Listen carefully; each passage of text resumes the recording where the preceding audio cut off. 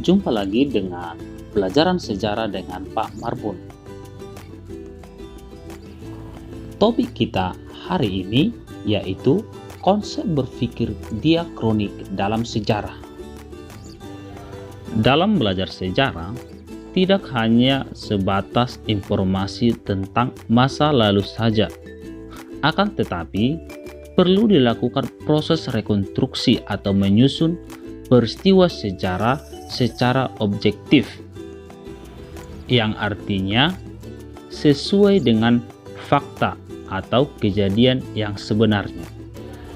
Pengungkapan peristiwa sejarah tidak akan lepas dari ruang dan waktu, sehingga dibutuhkan kemampuan berpikir diakronik dan sinkronik, di mana pada pertemuan kali ini kita akan membahas konsep berpikir diakronik untuk memahami sejarah.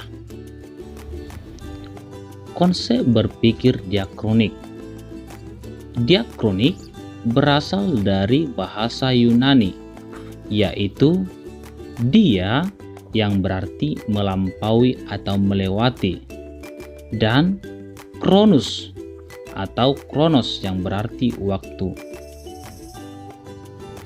Berpikir diakronik dalam sejarah artinya berpikir mengenai peristiwa sejarah secara menyeluruh dalam runtutan waktu yang panjang, tetapi terbatas dalam berpikir diakronis mementingkan proses suatu peristiwa sejarah.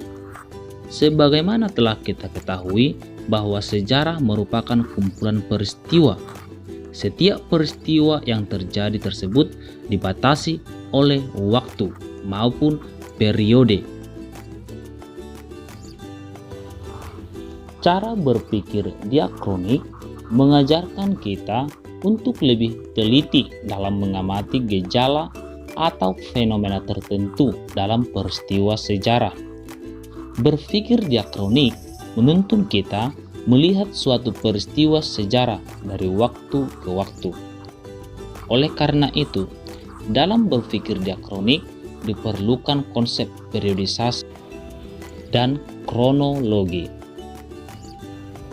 di mana kronologi artinya mempelajari peristiwa-peristiwa sejarah sesuai dengan urutan waktu terjadinya dari awal hingga akhir. Sedangkan periodisasi adalah pengelompokan peristiwa-peristiwa sejarah ke dalam suatu babak, masa, zaman, atau periode tertentu berdasarkan ciri-ciri atau kriteria tertentu. Misalnya saja berdasarkan regional. Contoh periodisasi dapat kita lihat dari periodisasi sejarah bangsa Indonesia yang diawali dari peristiwa prasejarah, kerajaan Hindu-Buddha, kerajaan Islam, kolonialisasi, zaman pergerakan atau nasionalisme, zaman kemerdekaan, hingga zaman reformasi sampai sekarang. Sekian topik materi kita hari ini dalam sejarah Indonesia. Jumpa lagi pada pertemuan selanjutnya dengan topik yang berbeda. Terima kasih.